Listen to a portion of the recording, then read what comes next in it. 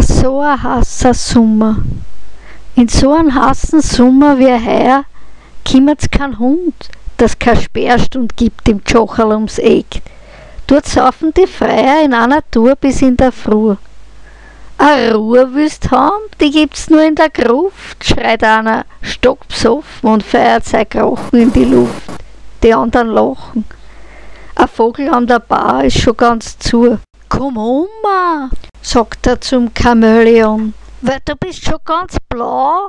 Geh heim zu deiner Frau, oder ich hau dir jetzt eine in die Goschen, dass du alle Formen spülst. Jetzt lass meine Alte aus dem Spiel, sagt das Reptil zum Vogel. Wenn's dann Wickel willst, such dann, aber nicht mit mir.